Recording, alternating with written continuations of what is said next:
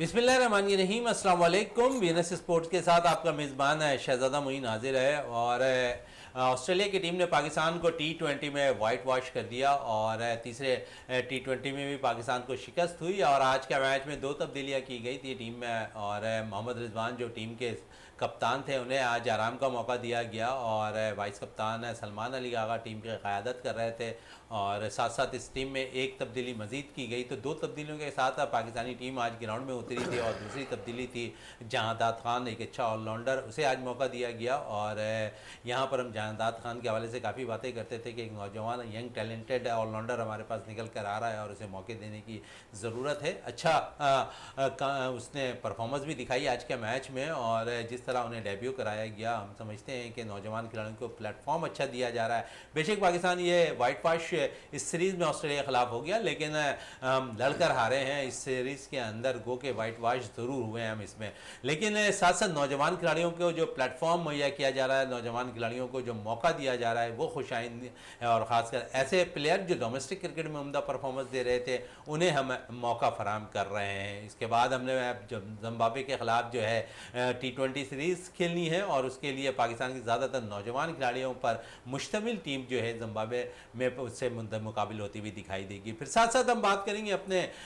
मुख्तलिफ खेलों के हवाले से, और जहाँ पर अगर हम देखें तो बास्केटबॉल का खेल है। हम समझते हैं कि पाकिस्तान के अंदर एक वक्त था कि यहाँ पर भी अच्छे प्लेयर्स निकला करते थे, लेकिन क्या वजह है कि अब बास्केटबॉल के अंदर कुछ अच्छे प्लेयर्स नहीं आ रहे हैं। और इन वजूहात की बिना पर आज हमने कोशिश की अपने शो के अंदर की ऐसी शख्सियत को मदऊ करूँ जो बास्केटबॉल के हवाले से बहुत कुछ है, जानते हैं, बहुत कुछ करते हैं और बहुत कुछ करवाना चाहते हैं, और या चाहते हैं कि पाकिस्तान में बास्केटबॉल एक दफ़ा फिर परवान चढ़ती हुई नज़र आए। तो हमारे साथ आज मौजूद हैं मोहम्मद याकूब कादरी साहब, मौजूद हैं जो एसोसिएट सेक्रेटरी हैं पाकिस्तान बास्केटबॉल फेडरेशन के। उनके साथ साथ हमारे साथ मौजूद है जावेद इकबाल भट्टी साहब, उनसे भी बहुत कुछ आज बात करेंगे, क्योंकि सीरीज़ वाइट वॉश हो गई है पाकिस्तान की, और ऑस्ट्रेलिया ने T20 में पाकिस्तान को शिकस्त दे दी है।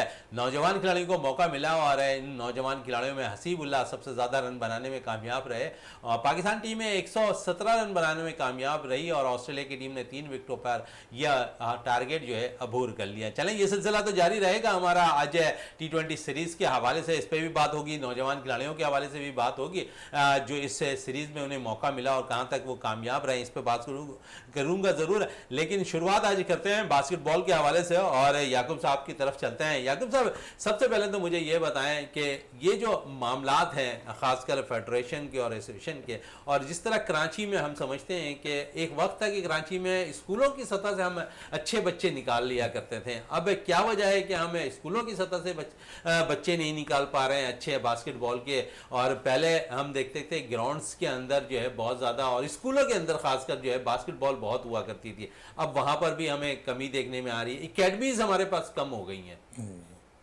जी जी बिल्कुल। असल में बेसिकली ये काम होता है एसोसिएशन का, जो कराची एसोसिएशन है वो इस पे काम करती, लेकिन बजाय इसके कि वो उन्होंने क्लब बास्केटबॉल पे अपना फोकस ज़्यादा किया हुआ था बनिस्बत स्कूलों के। और लेकिन मैं आपको बता दूँ कि प्राइवेट स्कूल में बास्केटबॉल काफ़ी हो रही है, लेकिन उनको ग्रूम करने की ज़रूरत है। गुरुम यादव साहब कौन करेगा जब वहां पर कोचेज अच्छे नहीं होंगे, तो गुरुम कैसे होगा बच्चा? असल में हमारे यहाँ मसला ये कि हम कोचेस हम तैयार नहीं कर पाए हैं। एजुकेटेड कोचेस हमें चाहिए जो बास्केटबॉल की जदीद टेक्निक्स से हो, तो वो फिर बच्चों को उसी टेक्निक से बास्केटबॉल सिखाएं। अच्छा, उसी टेक्निक से सिखाएं। और स्कूलों में आपने कहा कि प्राइवेट स्कूलों में तो बास्केटबॉल हो रही है, गवर्नमेंट स्कूल में क्यों नहीं हो रही है? कि गवर्नमेंट के पास तो सारी फैसिलिटीज़ मौजूद होती हैं, प्राइवेट में तो चले बच्चा पैसा दे रहा होता है, वहाँ पर उन प्राइवेट फैसिलिटीज़ में सारी चीज़ें मुहैया भी हो जाती हैं उनको।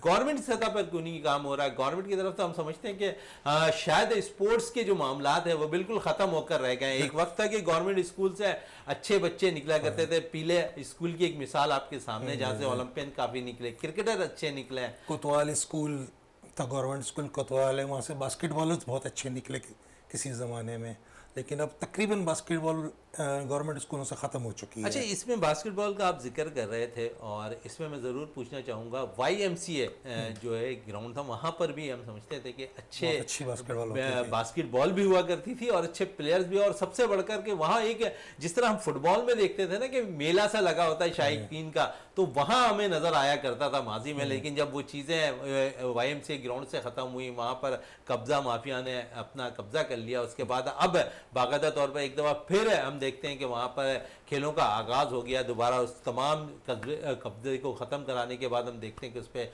खेलों की सरगर्मियाँ एक दफ़ा फिर आबाद हो गई हैं। तो आप क्या कहेंगे कि जितने ग्राउंड होंगे अच्छे और जितनी बास्केटबॉल के वेन्यूज़ मिलेंगे तो प्लेयर्स आएंगे? बिल्कुल बिल्कुल, देखिए ना, निश्चित पार्क में बास्केटबॉल ग्राउंड होता था, वहाँ से बड़े अच्छे प्लेयर्स हमें मिलते थे। KMC sports complex Kashmir road पे बास्केटबॉल ग्राउंड है, जहाँ रज़ा आगा कोचिंग करते थे, वहाँ पे हमें बहुत अच्छे प्लेयर मिलते थे। लेकिन ये सारे वेन्यूज़ ख़त्म हो गए हैं। चलें, सारे वेन्यूज़ ख़त्म हो गए हैं, लेकिन आज तो सीरीज़ भी पाकिस्तान जो है हार चुका है, वाइट वाश हो चुका है। और जावेद इकबाल भट्टी से ज़रूर पूछूंगा कि इस वाइट वाश की जो है वजह क्या है कि पाकिस्तान को तीनों T20 टीम मैचेस में शिकस्त का सामना करना पड़ा। जावेद साहब, आज मैच हुआ और एक सलमान अली आगा कप्तानी कर रहे थे, पहली दफ़ा वो कप्तानी कर रहे T20 में। मोहम्मद रिजवान को आज आराम दिया गया, नसीम शाह को आराम दिया गया, जादाद खान खेल लेते और हसीब अल्लाह को टीम में शामिल किया गया। तो आप समझ रहे हैं कि यहाँ पर परफॉर्मेंस अच्छी रही है खिलाड़ियों की, T20 के अंदर नौजवान खिलाड़ियों को मौका दिया गया है। बेशक हम हार गए सीरीज़। बिल्कुल मोइन भाई, अगर थ्रू आउट इस सीरीज़ की बात की जाए तो देखें पाकिस्तान क्रिकेट टीम ने जो है वनडे में बहुत बेहतरीन कारकर्दगी दिखाई, हमने सीरीज़ जीत ली। लेकिन T20 फार्मेट आपको पता है ये मॉडर्न क्रिकेट है और बड़ी फास्ट क्रिकेट है, और जिस तरीके से हम वाइट वाश हो गए हैं, ठीक है हम वाइट वाश ज़रूर हो गए, लेकिन ये कि पहली दफ़ा ऑस्ट्रेलिया में हमारे बैट्समैनों ने जो है वो T20 में उस मयार पर पूरा नहीं उतरे जो T20 की रिक्वायरमेंट है। जैसे आप देखें, अगर नए प्लेयर्स को हमने चांस दिया, साहबजादा फरहान को चांस दिया, तीनों मैचेस में चांस दिया, लेकिन उन्होंने कोई बड़ा स्कोर नहीं करके दिया, ना कोई अच्छी इनिंग तराश के दी। अब देखिए, अगर आपने आज जहादात को डेब्यू कराया था तो ये भी बहुत अच्छा साइन है, क्योंकि उस लड़के का हक बनता था, क्योंकि वो डोमेस्टिक में भी परफॉर्म कर रहा था और PSL में भी बहुत अच्छी परफॉर्मेंस उसकी जा रही थी। लेकिन उसके बाद कि अगर आप हसीबुल्ला की बात करें, आज अगर हसीबुल्ला के 24 और बाबर के 41 रन निकाल दिए और शाहीन ने 16 कर दिए, आज आप पूरे 20 ओवर नहीं खेले, 17 इशारिया आप 2 ओवर में जो है पूरी टीम आपकी सिमट गई। और ऑस्ट्रेलिया ने आपको 11.2 ओवर्स में है टारगेट, 3 विकेटों के नुकसान पर पूरा कर लिया।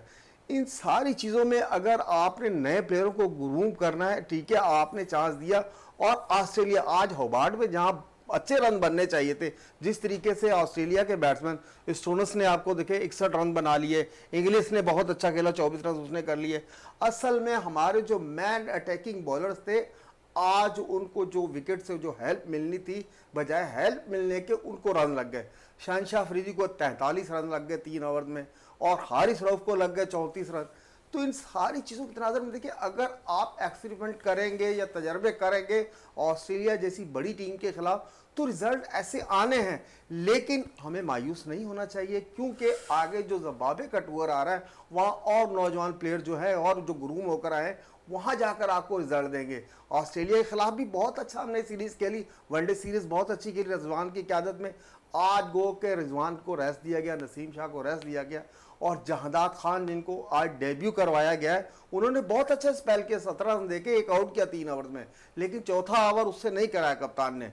तो इन सारी चीज़ों के तनाजुर में देखें कि ऑस्ट्रेलिया का जो टूर है, मैं इसे मिला जुला टूर कहूँगा, क्योंकि वनडे सीरीज़ हमने जीती और T20 में हम वाइट वाश हो गए। वाइट वाश की मेन वजह जो आपके T20 के प्लेयर्स थे, जो T20 में डिजर्व कर रहे थे। देखें, साइम T20 का प्लेयर था, आपने टेस्ट और वनडे की छाप लगा के आपने उसे भेज दिया।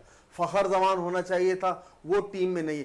ऐसे प्लेयर दरकार होते हैं T20 में। अब नए प्लेयर जिनको आप बाहर जाके ऑस्ट्रेलिया जैसी विकेटों पे चांस दे रहे हैं, तो वो आपको इतने ज़्यादा अच्छे रिजल्ट नहीं दे सकते। चलें, ज़्यादा अच्छे रिजल्ट नहीं दे सकते नौजवान, यकीनन अपने सीनियर तजुर्बेकार प्लेयर्स को भी अपना रोल अदा करना था ऑस्ट्रेलिया जैसी टीम के ख़िलाफ़ है, लेकिन वो करने में नाकाम रहे।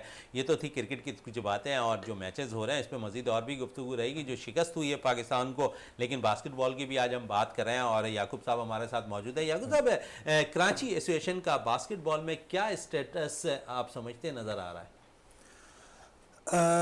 देखिए, इस वक्त पाकिस्तान बास्केटबॉल फेडरेशन ने कराची के लिए एक स्क्रूटनी कमेटी बनाई हुई है, जो एक ड्यू थी स्क्रूटनी कराची की कि हमारे कराची के क्लब्स की स्क्रूटनी की जाए। और एक अच्छा, ये स्क्रूटनी के जो मामला है याकूब साहब, एक तवील अरसा हो गया स्क्रूटनी के मामला को, ये हल क्यों नहीं हो पा रहा?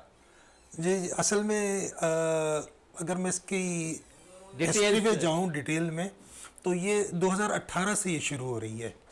और पाकिस्तान ओलंपिक ने 2018 में फैसला किया था कि जिस जिस सूबाई एसोसिएशनों के इलेक्शंस नहीं हुए उनको उन्होंने डिफंक कर दिया था, और उनकी जो सूबाई ओलंपिक एसोसिएशन, उनको ये कहा था कि वो अपने अपने सूबों में उनकी स्क्रूटनी करवाएं सारी एसोसिएशंस की और इलेक्शंस करवा लें। सिंध ओलंपिक ने कराची के अलावा बाकी 5 डिवीज़न के स्क्रूटनी करवा के इलेक्शंस करवा दिए हैं। सिर्फ कराची के बाकी रह गए थे, वो कुछ वजूहत थी जिसकी वजह से लेट हुए। फिर सिंध ओलंपिक ने फेडरेशन को एक लेटर लिखा कि वो चूँकि मसरूफ़ हैं, तो उन्होंने फेडरेशन से रिक्वेस्ट की कि आप इसका कराची का मसला हल कर दें।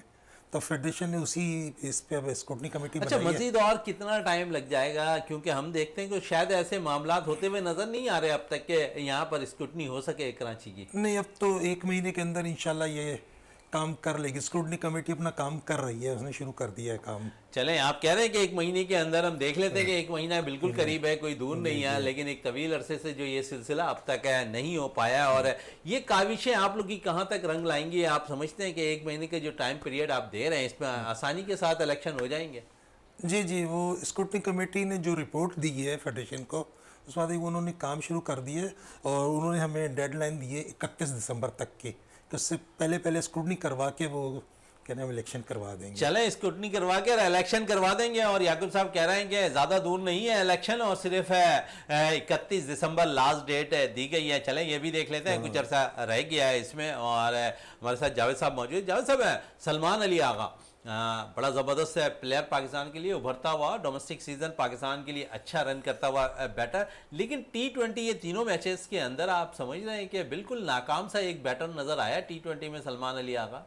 बिल्कुल मोइन भाई, जिस तरीके की तवक्कुआत थी हमने सलमान अली आगा से रखी, क्योंकि वो तीनों फॉर्मेट में बहुत अच्छी परफॉर्मेंस देता आया है, लेकिन T20 तो आप देखें कि वनडे में भी सलमान अली आगा ने कोई भी ऐसी इनिंग्स नहीं खेली कि हम कह सकते हैं कि सलमान अली आगा ने इस सीरीज़ में, ऑस्ट्रेलिया की सीरीज़ में बहैसियत बैट्समैन वो बिल्कुल नाकाम रहे हैं, बिल्कुल एक एवरेज प्लेयर नज़र आए हैं।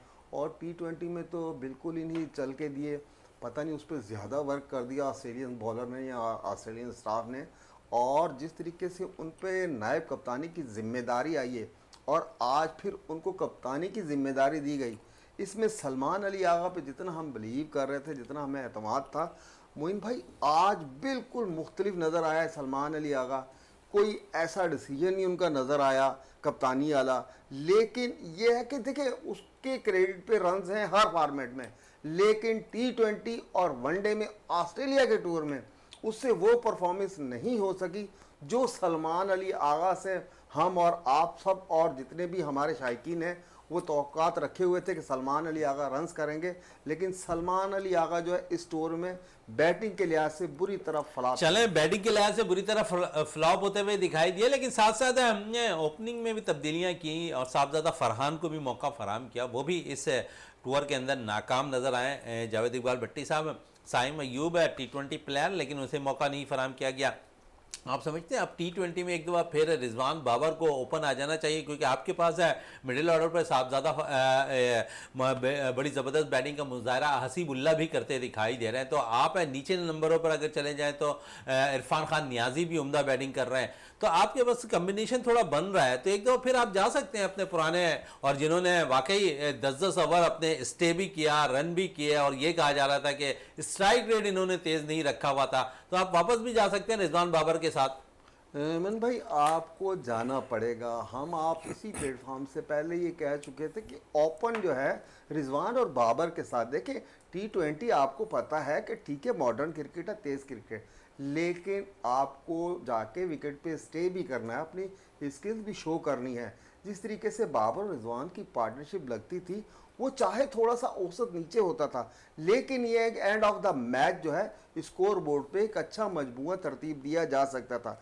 इसी तरीके से जैसे साइम अयूब था, साइम अयूब आपको पता है जिस किसी भी शायक से आप बात करेंगे तो वो T20 में सबसे पहला नाम साइम और फ़खर जमान का लेंगे।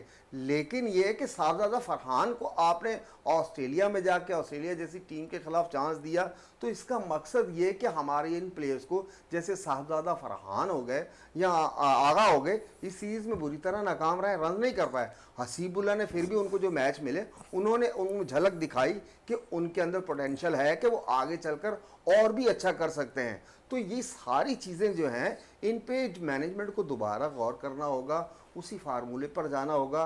रिजवान और बाबर से आप ओपन कराएंगे और फिर अगर फ़खर जमान आ जाता है तो आपका कम्बिनेशन बन जाएगा। इरफान नियाजी है, सलमान आगा है, इन सबको अगर आप देखते हो तो आपका कम्बिनेशन बेहतरीन बन सकता है। लेकिन यह कि थोड़ा सा शफलिंग आपको करनी तो होगी। जब तक आप ऐसे फैसले नहीं लेंगे तो आपको इतने अच्छे रिजल्ट कम अज़ कम T20 में और ऑस्ट्रेलिया में जाकर ऑस्ट्रेलिया जैसी टीम के खिलाफ बहुत ही मुश्किल नज़र आता है। लिहाजा यह है कि आपको स्ट्रगल करने से बेहतर है कि जो आपका कम्बिनेशन चल रहा था T20 में, जिस तरीके से हमारी टीम ऊपर जा रही थी, उन्हीं प्लेयर्स को जो है 1 से 2 चेंजिंग है और नंबर में शफलिंग कर रही। इंशाल्लाह देखिएगा कि यही टीम जो है आपको रिजल्ट देना शुरू कर देगी। चलें, यही टीम है रिजल्ट देना शुरू कर देगी और इस पर मजीद और भी बात करेंगे जावेद साहब से मैच के हवाले से। लेकिन दोबारा हम बास्केटबॉल की तरफ आते हैं और याकूब साहब की तरफ। याकूब साहब, फेडरेशन जो स्क्रूटनी कमेटी बनाई गई है, क्या टारगेट उसका क्या है? क्या कराची से कितने बच्चों को वो निकालने जा रही है? कितने बच्चों की स्क्रूटनी होगी? नहीं, स्क्रूटनी कमेटी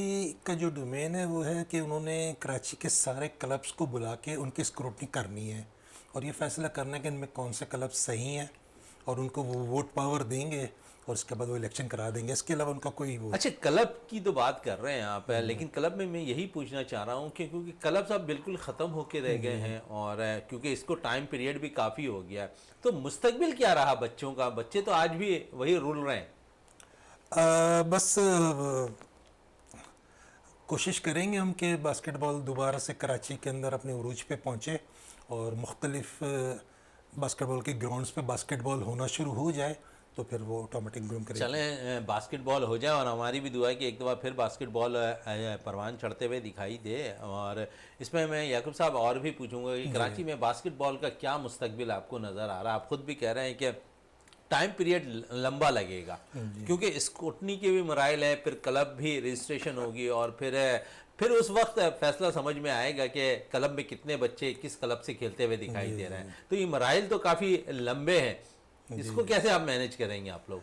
नहीं, स्क्रूटनी कमेटी ने अपना एक प्लान बनाया हुआ है और उस पर वो काम उन्होंने शुरू कर दिया है और वो करेंगे जो मेरी वर्बली बात हुई उससे।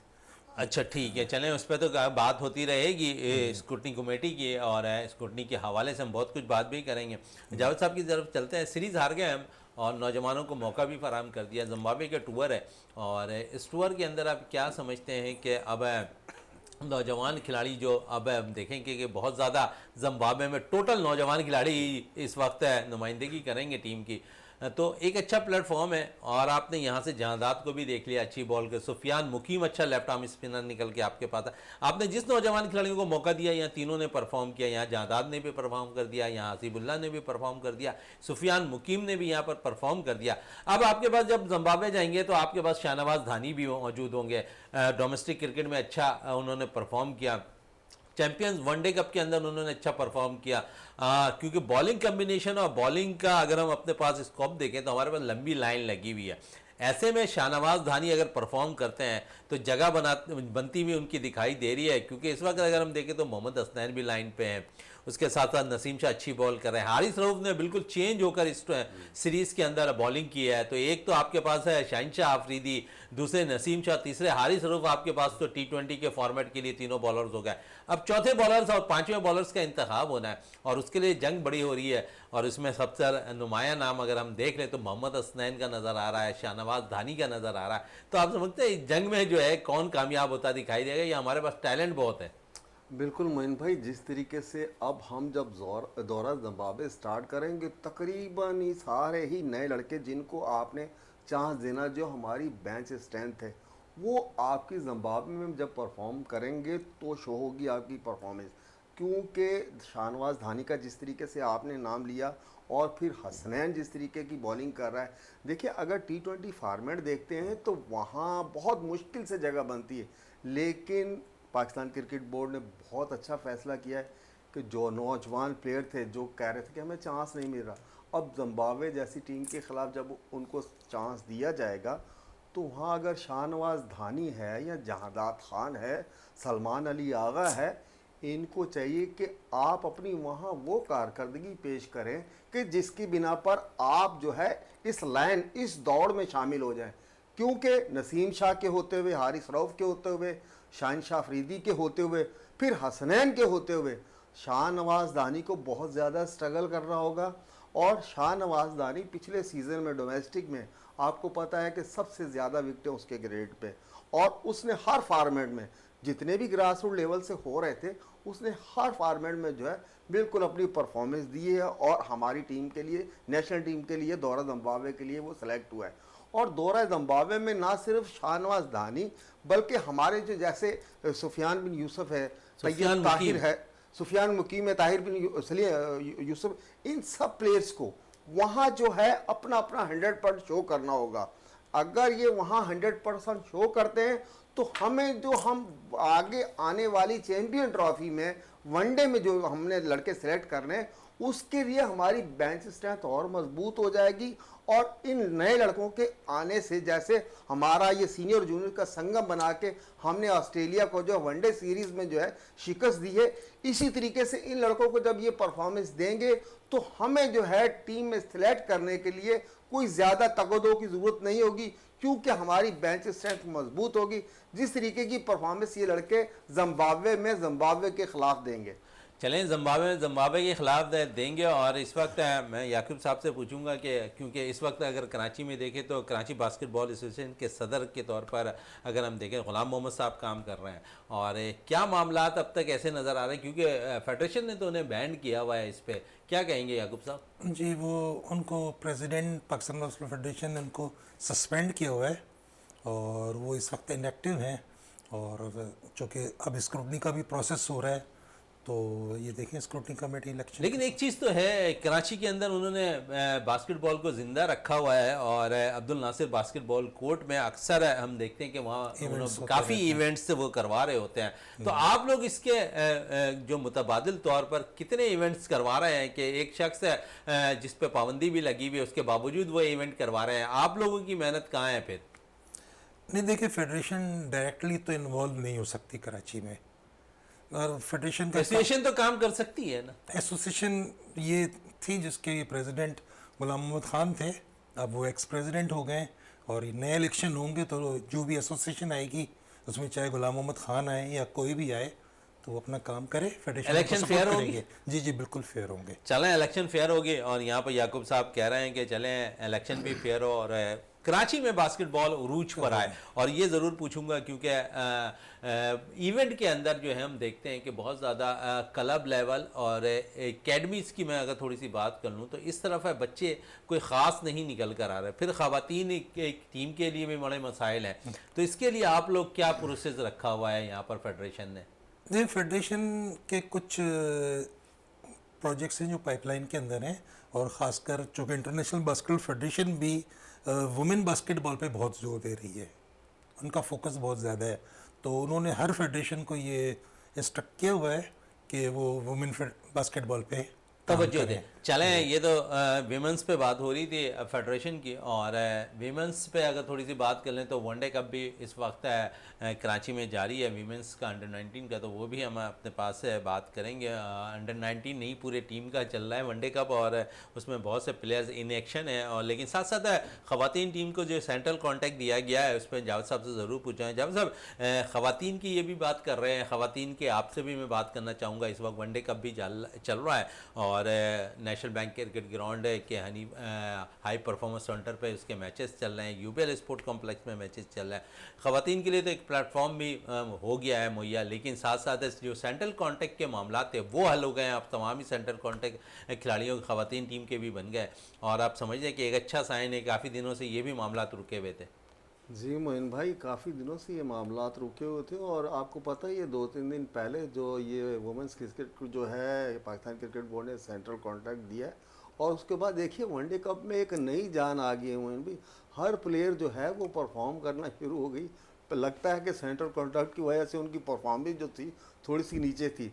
जाहिर है जब पैसे आ रहे होंगे, गृहस्थी की फ़िक्र जो है वो ख़त्म होगी, तो हमारी जो वुमेंस क्रिकेट है माशाल्लाह जिस तरीके से वनडे कप में सिद्रा बहुत ज़बरदस्त परफॉर्म कर रही है, अरूब कर रही है, हमारी और भी जितनी भी प्लेयर्स हैं परफॉर्म कर रही हैं। असल मसला सेंट्रल कॉन्ट्रैक्ट था, जिस तरीके से ख़वातीन प्लेयर्स को जो central contract Pakistan cricket board ने दे दिया है, तो ये बहुत अच्छा साइन है, और हमारी जो प्लेयर्स हैं इस टूर्नामेंट में और भी अच्छा परफॉर्म करेंगी, और जिन लड़कियों को नहीं मिला, जो लाइन में है, जो डिज़र्व करती हैं, इंशाल्लाह जैसे ही ये वनडे कप ख़त्म होता है विमेंस क्रिकेट का, तो मैं ये देख रहा हूँ कि उन लड़कियों को भी जो है पाकिस्तान क्रिकेट बोर्ड बहुत जल्द जो है सेंट्रल कॉन्ट्रैक्ट जारी कर देगा। चलें, सेंट्रल कॉन्टैक्ट जारी कर देगा। अब थोड़ी सी वाइट बॉल क्रिकेट की मजीद बात कर लेते हैं। पाकिस्तान सिलेक्शन कमेटी के आकिब जावेद जब सरबरा बने सिलेक्शन कमेटी के, और टीम में बहुत सी तब्दीलियां हुई और टीम ने फतह हासिल करना शुरू किया। अब आकिब जावेद को पाकिस्तान क्रिकेट बोर्ड 2025 तक चैम्पियन ट्रॉफी तक महदूद मुद्दत के लिए जो है हेड कोच बना दिया गया है वाइट बॉल का, और इस पर जावेद साहब से ज़रूर बात करूँगा। अब तक काफ़ी अरसे से ये बातें जो है ख़बरें चल रही थी कि आकिब जावेद को कुछ ओहदा ज़रूर मिलने जा रहा, और ओहदा मिल गया। अब वो 2025 तक पाकिस्तान क्रिकेट टीम के वाइट बॉल के कोच रहेंगे, हेड कोच के फ़राइज़ अंजाम देंगे, 2 ओहदों पर अब काम करेंगे। जिम्मेदारी मज़ीद बढ़ गई आकिब जावेद की, और इससे कबल आप देखें तो यही 2 ओहदों पर वो लाहौर कलंदर्स की तरफ से भी काम कर रहे थे। जी मोइन भाई, ये ओहदा तो 2 मिल गए, लेकिन ये है कि मैं नहीं समझता था कि आकिब जावेद जो हैं वाइट बॉल की कोचिंग के लिए पाकिस्तान क्रिकेट टीम के लिए एग्री होंगे, क्योंकि उन्हें जो ओहदा दिया गया था, आपको पता सिलेक्शन कमेटी के वो चेयरमैन थे अलीम डार के साथ, वो उस ओहदे पे रहते हुए मैं देख रहा था कि बहुत अच्छा उन्होंने काम किया। क्रिकेट के मामला जो है उन्होंने टेक्निकली तौर पर ग्राउंड में जाकर, विकेट पे जाकर जो उन्होंने एक्सपेरिमेंट किए, तजर्बात किए हैं, उसके रिजल्ट हमें इंग्लैंड के खिलाफ टेस्ट सीरीज़ में भी आए। लेकिन अब एक साथ आपको 2-2 ओहदे, ये पाकिस्तान क्रिकेट बोर्ड की ये जो पॉलिसी है, इस पे जो है हर किसी को इख्तलाफ राय रखने का हक हासिल है। लेकिन ये कि जिस तरीके से आपने चीफ सेलेक्टर जब बना दिया है, तो आप जब पाकिस्तान टीम की कोचिंग के लिए हेड कोच भी बना रहे हैं, तो मैं ये देख रहा हूं कि ये मामला बजाय और अच्छे होने के, मुझे ये नज़र आ रहा है ये मामला जो है ना और अच्छे नहीं। ये तकरीबन आपने जब एक ओहदे को 2 में कन्वर्ट कर दिया, तो मैं नहीं देख रहा कि वो इस ओहदे पर रहते हुए इंसाफ कर पाएंगे अपने ओहदे से। सिलेक्शन कमेटी का किरदार कुछ और होता है, और जो कोच होता है उसका किरदार होता है। अब दोनों ओहदे, पहले आपको पता है गेरी क्रिस्टन के साथ और गिलेस्पी के साथ भी यही मामला हुए थे, जब आपने उनको बिल्कुल ही ज्यादा फ्री हैंड दे दिया कि भाई आप जो है टीम की सिलेक्शन से लेकर, कोचिंग से लेकर, कप्तानी से लेकर हर किसी मामलात में इन्वॉल्व होंगे, तो ये और भी गंभीर हो जाते हैं मसाइल। तो मैं ये समझता हूं कि पाकिस्तान क्रिकेट बोर्ड ने आकिब जावेद को जो इज्जत दी थी चीफ सेलेक्टर बना के, वो ही काफी थी। और आपको अगर पाकिस्तान क्रिकेट वाइट बॉल के लिए कोच चाहिए, तो हमारे पास पाकिस्तान के और भी लेजेंड है, आप किसी को भी कोच लगा सकते थे। ठीक है, लाहौर कलंदर एक फ्रेंचाइज थी, उनकी कोचिंग करना या उनके हेड कोच बनना या डायरेक्टर बनना वो अलग मैटर है। ये पाकिस्तान क्रिकेट टीम का मामला है, क्योंकि ये कोई फ्रेंचाइज नहीं है, ये पाकिस्तान क्रिकेट टीम के मामला हैं। तो ठीक है, आकिब जावेद को अगर आपने ये ओहदा भी दे दिया है, पाकिस्तान वाइट बॉल का कोच बना दिया है, तो हम दुआ गो हैं कि अल्लाह करे कि ये जो ओहदा उन्हें मिला है पाकिस्तान क्रिकेट टीम की बेहतरी के लिए और अच्छा हो। जिस तरीके से उन्होंने आते ही सिलेक्शन कमेटी में जो जो प्लेयर डिजर्व करते थे उनको चांस दिया, बल्कि उन प्लेयर्स को भी लेकर आए जिन्होंने डोमेस्टिक में परफॉर्मेंस दी हुई थी, जिनको आपने बिल्कुल रिलीज कर दिया था, उन्होंने उनको बुलाकर भी उनसे भी परफॉर्मेंस ली। तो हमारी तो यही तवक्कुआत है कि आकिब जावेद ठीक है व्हाइट बॉल के कोच बन जाते हैं, अगर हमारी क्रिकेट के लिए बेहतर होता है तो ये पाकिस्तान क्रिकेट बोर्ड का बहुत अच्छा फैसला होगा। पाकिस्तान क्रिकेट बोर्ड का बहुत अच्छा फैसला होगा। मजीद भी बात करेंगे। पाकिस्तान शाहीन और श्रीलंका ए के दरमियान भी 4 रोज़ा मैच है खेला जा रहा है। आज पहला रोज़ हुआ और पहले रोज़ 6 खिलाड़ियों को आउट करने में एक दफ़ा फिर कामयाब रहे खुर्रम शहजाद है, जिनके लिए हम ये कहते हैं कि मुकम्मल तौर पर फिट हैं और उन्हें अब दोबारा टीम का हिस्सा ज़रूर बन जाना चाहिए। जावेद साहब, खुर्रम ने फिर एक दफ़ा परफॉर्मेंस दे दी, 6 खिलाड़ियों को आउट किया, 293 रन बनाने में कामयाब हुई, 8 विकेटों के नुकसान पर इस वक्त है श्रीलंका ए की टीम है। इस पर बात भी करेंगे। जावेद साहब, कैसा देखते हैं खुर्रम की खासकर परफॉर्मेंस को, जो कंटिन्यू हर मैच के अंदर हम देखते हैं, हर इनिंग में भी वो 6-5 की लगभग विकेटें ले रहे हैं? जी मन देखिए, खुर्रम शहजाद आपको पता है जब से आपने उसको रिलीज किया नेशनल टीम से, अभी देखे ना श्रीलंका के खिलाफ पहले जो 4 रोजा मैच हो उसमें भी 4 विकेटें भी ली, 5 विकेटें भी ली और आज फिर 6 विकेटें ले ली। तो मकसद ये कि उनका रिदम तो लगा हुआ है, बॉलिंग में रिदम लगा हुआ है। हमने कहा था कि ये खुर्रम शहजाद जो अनफिट है, अनफिट नहीं, वो अपनी बॉलिंग कर रहा है, लेकिन उसका थोड़ा सा एक्शन का प्रॉब्लम है, वो अपनी जान लगा रहा है और बहुत अच्छी बॉलिंग कर रहा है। इससे नो डाउट कि वो बॉलिंग अच्छी नहीं कर रहा, बॉलिंग बहुत अच्छी कर रहा है, लाइन और लेंथ पे कर रहा है, लेकिन ये कि थोड़ा सा अभी भी उनमें बेहतरी की ज़रूरत है और परफॉर्मेंस तो उनकी इस दफ़ा जो है पीक पे चल रही है। जैसे अभी पाकिस्तान क्रिकेट टीम में हम शाहनवाज दानी की बात कर रहे थे, देखिए खुर्रम शहजाद भी परफॉर्मेंस दे रहा है, काशिफ भी परफॉर्मेंस दे रहा है, फास्ट बॉलर्स की तो अल्हम्दुलिल्लाह पाकिस्तान में बिल्कुल लाइन लगी हुई है। तो खुर्रम शहजाद ने बहुत अच्छी आज बॉलिंग कराई, श्रीलंका को जो 200 के अंदर 8 प्लेयर उनके आउट कर दिए हैं।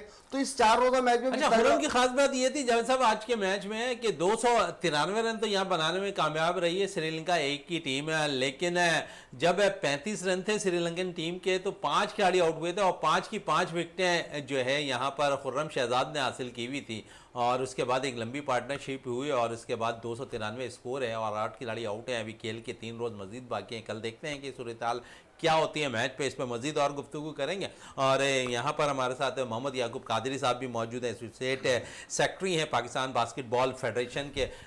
मजीद और क्या क्या एम आप लोग लेकर आ रहे हैं कराची में बास्केटबॉल की बेहतरी के लिए? बस मैं चूँकि फेडरेशन को रिप्रेजेंट करता हूँ तो फेडरेशन के मैं आपको बता सकता हूँ। फेडरेशन के हवाले से मैं पूछना चाह रहा हूँ कि कराची में क्या रोल होगा उनका? नहीं, फेडरेशन चाह रही है कि कराची में बास्केटबॉल तरक्की करे और मुख्तलिफ ग्राउंड्स पे बास्केटबॉल हो ताकि कंपटीशन बढ़े और प्लेयर्स को मौका मिले खेलने का। चलें, फेडरेशन ने लास्ट ईयर भी एक टूर्नामेंट बड़ा ज़बरदस्त करवाया हुआ था और उसमें डिपार्टमेंट की टीमें भी शिरकत कर रही थी और कॉलेजेस की मेरा ख्याल में उसमें शिरकत कर रही थी, डिपार्टमेंट्स की टीमें शिरकत कर रही थी। बड़ा अच्छा इवेंट भी रहा और तवील अरसे के बाद मेरे ख्याल में 16 या 17 साल के बाद वो इवेंट बना जी, वो ऑल पाकिस्तान अब्दुल नासिर और Mohammad Majid memorial basketball tournament हुआ था और उसमें पाकिस्तान के सारे डिपार्टमेंट्स तकरीबन आए थे सिवाय आर्मी के। चलें उस डिपार्टमेंट में, लेकिन आपको कैसा लगा उसमें? आपको डिपार्टमेंट में प्लेयर भी खेलते हुए दिखाई दे रहे थे और उसके अलावा दीगर टीमें भी उसमें शिरकत कर रही थी, तो वो आपको मिलाप कैसा लगा इन खिलाड़ियों का? और क्योंकि टैलेंट है, हमेशा हम देखें तो एक अच्छा टैलेंट डिपार्टमेंट के ही हायर हो जाता है। बच्चा अगर अच्छा खेल रहा है तो डिपार्टमेंट की नुमाइंदगी कर रहा है, फिर पाकिस्तान को रिप्रेजेंट कर रहा होता है। तो यहाँ आपने उस इवेंट के अंदर कितना टैलेंट देखा था बच्चों का? नहीं, काफ़ी टैलेंट है क्योंकि हमारे जो डिवीज़न से वो बच्चे प्रोड्यूस करते हैं जो आगे जाके डिपार्टमेंट में जाते हैं और हमारे कराची में बहुत टैलेंट है। चलें, कराची में टैलेंट बहुत है और इस पे हम मज़ीद भी इस टैलेंट को और तलाश करेंगे। और जिस तरह याकूब साहब कह रहे हैं कि सिर्फ स्क्रूटनी अगर हो जाए तो जो क्लबों की स्क्रूटनी होगी तो प्लेयर्स यकीनन क्लब से अच्छे निकल कर आएंगे और पाकिस्तान का मुस्तकबिल नज़र आएगा एक दफ़ा फिर बास्केटबॉल के अंदर। बिल्कुल जावेद साहब, आपका बहुत बहुत शुक्रिया। याकूब साहब, आपका बहुत बहुत शुक्रिया। प्रोग्राम का अख्ताम करते हैं इस दुआ के साथ कि पाकिस्तान में खेल और खिलाड़ी तरक्की करता रहे और पाकिस्तान का सबसे लाली परचम दुनिया भर में रोशन रहे। इसी के साथ अपने मेज़बान शहजादा मोइन को इजाज़त दें। पाकिस्तान जिंदाबाद। लेकिन जाते जाते USA ओपन क्रिकेट लीग के हवाले से आज फाइनल ट्राइज जो है बाकायदा तौर पर बकाई डॉल्फिन क्रिकेट ग्राउंड में मुनक्किद हुए हैं और उस पर हमने एक छोटा सा पैकेज तैयार किया, वो पैकेज देखते जाएं। अस्सलाम वालेकुम, मैं हूं शहजादा मोइन और इस वक्त अगर हम बात करें क्रिकेट के हवाले से तो मेला बड़ा सज रहा है क्रिकेट का पाकिस्तान के अंदर। और जहां पाकिस्तान में क्रिकेट का मेला सजता दिखाई दे रहा है, वैसा ही हम देखते हैं कि अमेरिका में भी क्रिकेट है बड़ी उरूज पर जा रही है और ज़्यादातर पाकिस्तानी क्रिकेटर्स अमेरिका में क्रिकेट खेलने को तरजीह दे रहे हैं। और ऐसे ही इसी हवाले से अगर हम देखें तो US ओपन क्रिकेट लीग जो 16वीं है वो खेली जाएगी अमेरिका में। और उसके पहले मराइल के हमने कुछ अरसे कबल आपको दिखाया था कि मैचेस के ट्रायल्स उनके हुए थे, तो आज दूसरे राउंड का आगाज़ हो गया है और इस वक्त भी मैचेस ट्रायल यहाँ पर जारी हैं। और उनमें से अच्छे क्रिकेटर्स जो निकलेंगे यकीनन वो अमेरिका US ओपन खेलने जाएंगे। और इसी हवाले से हमारे साथ बात करने के लिए मौजूद हैं सकीर साहब है। सकीर साहब से भी बात करूँगा। सकीर साहब है, बड़ा इनिशिएटिव अगर हम देखें तो लिया जा रहा है और ख़ासकर अगर हम बात करें कि क्रिकेट काउंसिल जो है अपना US में बड़ा अच्छा किरदार अदा कर रही है क्रिकेट के हवाले से, और मैक ने बड़ा अच्छा रोल अदा किया हुआ है नौजवान क्रिकेटर्स के लिए। जी बिल्कुल, मैं साहब का बड़ा ही शुक्रगुजार हूँ कि हमारे पाकिस्तान के लिए भी पहले भी वो करते रहे हैं और हमेशा करते रहे हैं। और जो उन्होंने टीम बनाई है जिसमें आतिफ हो गया, नासिर हो गया, बाकी जो सिलेक्टर्स हैं माशाल्लाह सारे एक से एक बढ़कर हैं और माशाल्लाह अपने अपने कामों में बड़े इतने एफिशिएंट है कि हमें कोई प्रॉब्लम ही नहीं हो रही किसी चीज़ की।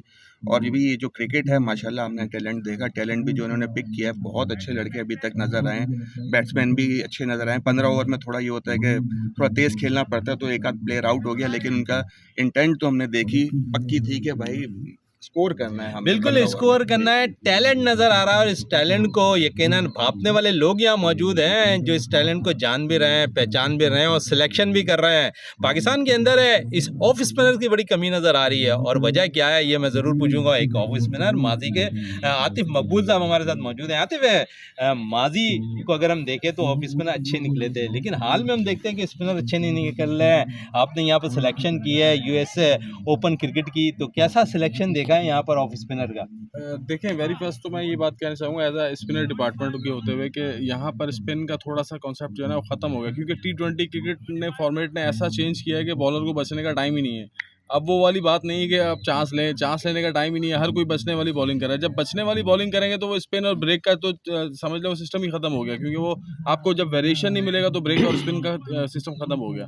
तो ये वजह है मैं समझता हूँ स्पिनर की ना होने की। और मैं ये कहता हूँ कि देखें हमारे पास बड़ा बड़ा टैलेंट पड़ा हुआ है स्पिनर के हवाले से। अगर तौसीफ अहमद साहब को देखें, सकलैन मुश्ताक साहब को देखें, सईद अजमल को देखें, तो बड़े बड़े स्पिनर, मुश्ताक अहमद साहब, तो इन स्पिनर्स का काम है जो मेन ये इनकी ड्यूटीज़ क्या है इनकी, मैं ये समझता हूँ कि ये करना चाहिए कि देखें आपके पास पाकिस्तान पूरा भरा पड़ा टैलेंट है, आप सिर्फ कैंप्स लगाएं और स्पिनर्स को प्रमोट करें। कैसे नहीं स्पिनर प्रमोट हो सकता, बस करना चाहें। ये बोर्ड को सोचना चाहिए, PCB को, कि आपके पास अगर ये चीज़ नहीं है तो उसको ढूंढने के लिए क्या करना है। अच्छा, एज ए स्पिनर आप, क्योंकि US ओपन क्रिकेट में जो है यहाँ पर ट्रायल्स ले रहे हैं, आज उन ट्रायल्स का दूसरे मराइल में क्रिकेट मैच भी मुनक्किद किया जा रहा है, उनमें से अच्छे टैलेंटेड क्रिकेटर्स आप निकालेंगे। स्पिनर से यही मैं पूछूंगा कि US ओपन के लिए कितने स्पिनर्स निकालना है? देखें, हमारी ख्वाहिश यही है कि यार जो बेस्ट से बेस्ट हो, हमें चाहे लेफ्ट आर्म स्पिनर हो, ऑर्थोडॉक्स हो, या मैंडिस लाइक स्पिनर हो, फिंगर स्पिनर हो, तो स्पिनर को लाना बहुत ज़रूरी है। क्योंकि मैं जो देख रहा हूँ क्रिकेट में ऊपर अब से फास्ट बॉलर की क्रिकेट रह गई है, स्पिनर हमें कहीं नज़र ही नहीं आ रहा। ओवरऑल उठा के देख लें आप, जो स्पिनर्स हैं अच्छे पूरी वर्ल्ड में वो ज़्यादा टेस्ट क्रिकेट वनडे में, लेकिन T20 में कोई नहीं है। T20 में क्योंकि दिल बड़ा नहीं है स्पिनर का, मैं समझता हूँ, तो इसलिए स्पिनर नज़र नहीं आ रहा। तो स्पिनर का होना बहुत ज़रूरी है। तो हमारे पाकिस्तान में तो ख़ास तौर पर क्योंकि स्पिन क्रिकेट है तो यहाँ तो ऑलमोस्ट है स्पिनर्स हैं, लेकिन ढूंढने की बात है, निखारने की बात है, थोड़ी फिनिशिंग करने की बात है। अगर किसी में कुछ कमी तो आप उसको पूरा करें। ऑफिशियली होता ये है कि देखें जो स्पिनर खेला हुआ है, जिसका नाम बना हुआ है दुनिया में, तो वो अपने लिए लेजेंड को किसी को तैयार तो करे, किसी को करने की कोशिश तो करे। जैसे वसीम भाई थे, वकार भाई थे, तो इनको किसने तैयार किया? इमरान खान ने। तो इसी तरह आगे आप कोशिश तो करें, कोशिश करेंगे तो क्यों नहीं मिल गए। अच्छा, US ओपन क्रिकेट लीग के लिए कितने आपने क्रिकेटर्स देखे हैं कि यहाँ पर वाकई वो ऐसे काबिल है, उनके अंदर काबिलियत है कि वो US ओपन में जाकर पाकिस्तान की नुमाइंदगी करें? देखें, काफ़ी ऐसे प्लेयर हैं माशाल्लाह, और पाकिस्तान से बड़े बड़े प्लेयर अभी तक आपके सामने पूरी दुनिया में जाकर, कोई साउथ अफ्रीका से खेल रहा है, कोई ऑस्ट्रेलिया से खेल रहा है, कोई इंग्लैंड से खेल रहा है। तो ऑलमोस्ट इनमें वो टैलेंट था तो वो वहाँ तक पहुँचे। तो हमें तो वो बात वही कि अपने यंगस्टर को जिनमें टैलेंट है उनको प्रमोट बिल्कुल नेक दिली से, साफ दिली से। एक ये चीज़ मैं पॉइंट कहूँगा, क्योंकि इसमें जहाँ थोड़ी सी एंगलिंग आ जाए वहाँ प्लेयर के साथ ज़्यादतियाँ होती हैं। जब ज़्यादतियाँ होती हैं तो फिर टैलेंट ज़ाया होता है। ये सिंपल सी स्टोरी है। यहाँ पर कैसे ओपन ट्रायल्स के लिए आपने सिलेक्शन किया है? फेयर सिलेक्शन हो रही है? जी अल्हम्दुलिल्लाह, कोई इनमें से कोई ऐसा बच्चा नहीं होगा जो कहेगा कि मुझे सिलेक्शन का मौका नहीं टाइम दिया गया। अगर ट्रायल का टाइम होता तो फिर हम ये मैच मैनेज ना करते। अब मैच इसीलिए मैनेज किया हमने, वो भी हमारा फॉर्मेट था मैच यूज़ करने का कि हम इसको 4 इनिंगों में 4 डे की तरह यूज़ करें, ताकि कोई कह ना सके कि मुझे मौका नहीं मिला। हमने एक मैच को 2 मैच में कन्वर्ट करके उन लड़कों को मौका दिया कि यार आप अपने आप को शो करें, शो योर टैलेंट। बिल्कुल है, शो करने मैं के एक लिए चीज़ और टैलेंट ऐड है। बिल्कुल करूँगा। सकी साहब कुछ कहना चाह रहे हैं, इसी हवाले से जरूर पूछूंगा जी। और स्पिनर्स की बात कर रहा हूँ क्योंकि अब T20 हो गया बहुत ज़्यादा, तो जितने भी स्पिनर हैं वो भी फास्ट बॉलर बने हुए हैं, तेज़ करते हैं। देखिए असल आर्ट जो है स्पिनर का क्या मकसद होता है, तेज़ तो कोई भी मीडियम पेस भी हो रही होती है, जब तक आप बॉल को ब्रेक नहीं करोगे, जब तक बाहर नहीं निकालोगे, जब तक आप कैसे बचाओगे। देखिए ना, आपने एक मैच में 2 मैचों जो आप जीते इंग्लैंड से, आपने प्रॉपर स्पिनर खिलाए, उन्होंने आउट किए। आप ये बिल्कुल सही कह रहे हैं, आप बचोगे तो पिटोगे। जितना आप आउट करने की कोशिश करोगे, रन बचाओगे, आप आउट भी करोगे और रन भी बचेंगे। बिल्कुल आउट भी करोगे, रन भी बचाओगे, और खासकर मैक के ग्रुप की जानिब से ये जो यहाँ पर टैलेंट निकाला जा रहा है, हमारी भी कोशिश यही कि ये वो टैलेंट निकले जो परफॉर्म करे, और यकीनन जब वो परफॉर्म करेंगे तो ऑलरेडी उनका नाम है आगे की तरफ जाता हुआ दिखाई देगा जी। मुझे